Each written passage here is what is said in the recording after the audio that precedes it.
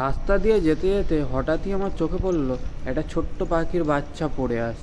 তো কোনো কিছু না ভেবেই আমি পাখির বাচ্চাটাকে আস্তে আস্তে আমার হাতের মধ্যে তুলে নিলাম। দেখুন পাখির বাচ্চাটা কত সুন্দর লাগে, আর এই পাখির বাচ্চাটা খুবই ছোট এবং খুবই সুন্দর দেখতে লাগছে।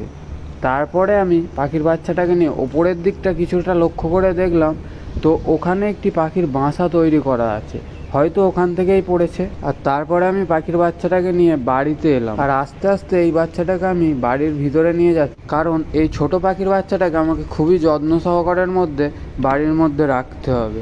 তো এখন আমি পাখিটাকে নিয়ে আমার বিছানার ওপরে রেখেছি। দেখুন কত ছোট একটা পাখি।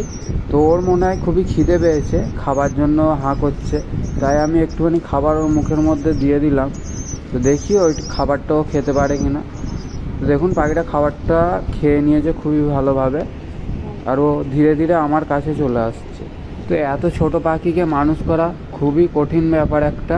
তো আমি দেখবো আবারও কালকে গিয়ে ওই জায়গাটায়, যে ওই জায়গায় ওর কোনো মা বাবা বসে আছে কি না।